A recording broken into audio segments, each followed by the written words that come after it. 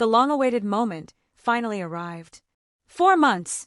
Fans speculated, podcasts buzzed, and social media generated excitement, but nothing could match the electric atmosphere in Minneapolis on Saturday night.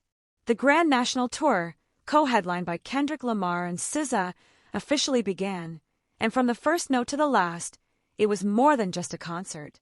It felt like the start of something monumental, something that could become one of the defining tours of the decade. Hello everyone, welcome to Celebrity Cookies. Please don't forget to subscribe and comment your thoughts about the video. I hope to see you in our next cookies. This was not just another stadium tour. US Bank Stadium was filled not only with anticipation, but also with high expectations. Kendrick and SZA exceeded what anyone expected. Over nearly 3 hours, with a 51-song setlist and no wasted moments, the two artists created a shared experience on stage, seamlessly alternating sets and merging their styles in a way that felt cohesive, cinematic, and utterly captivating. From the very beginning, there was no gradual build-up. The lights dimmed, the crowd roared, and Kendrick appeared with the intensity of someone aware of his legendary status. Although he stands at 5 feet 5 inches, his commanding presence made height irrelevant. It was his controlled, poetic, and passionate energy that filled the arena. Opening with a barrage of hits, Kendrick reminded everyone that this was more than just a tour, it was a celebration of his reign. Then SZA took the stage, appearing like a dream infused with both beauty and raw honesty. Her performance had a different vibe, more fluid and vulnerable, but it was equally powerful. When she sang, it felt like she was sharing her truth rather than just performing lyrics. The visuals complemented her, enveloping the performance in moody colors and surreal scenes that transformed the stadium into her personal dream world. Themes of insects, celestial imagery, and unfiltered emotions became her signature. The pop queen had arrived, bringing her loyal fans with her. However, the real magic occurred in the moments between songs. Every 5 to 7 tracks, the spotlight would shift from Kendrick to SZA like two athletes passing the baton in a relay race.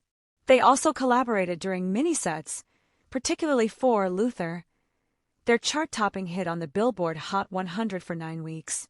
When they performed it together, the crowd erupted. It wasn't merely a live rendition of a hit. It felt like witnessing the fulfillment of a new pop prophecy. Luther didn't just resonate, it anchored a movement. The staging was simple yet carefully crafted. There were no oversized animatronics or gimmicky props, just sleek screens, intentional lighting, and visuals that enhanced the music without overshadowing it. This choice to keep the focus on the artists proved effective. You could sense the thought behind every decision, and more importantly, you could feel the connection between the performers and the audience. Even in a large stadium, it felt intimate. There was something hauntingly poetic about Kendrick and SZA performing their past collaborations with Drake. Was it just a coincidence, a calculated PR move, or a subtle nod to the ongoing culture wars? Regardless, it certainly caught people's attention. The underlying message was clear: we're here. We've worked together. But now this is our show. Then there was the crowd, vibrant, diverse, and fully engaged. From fashion enthusiasts in high heels to teenagers in merchandise t-shirts, from longtime fans singing along to newcomers experiencing the magic for the first time, the audience was not merely spectators, they were part of the experience. The dress code? Anything that boldly proclaimed, "I'm here to witness greatness." And they certainly did. As the night came to an end, Kendrick took the stage for a final solo performance. It was stripped back and raw, no flashy effects, just him and a microphone, commanding the stage with his words. That last performance transcended hype and chart toppers. It was about legacy. The standing ovation that followed made it clear the audience recognized this too. Now, the question resonates louder than ever. Did the Grand National Tour launch feel like the start of one of the biggest tours of the decade?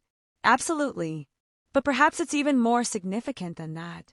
It might set the standard for future stadium tours, genuine, immersive, and centered around two artists who are not only at the peak of their careers, but are also reshaping the landscape of the industry.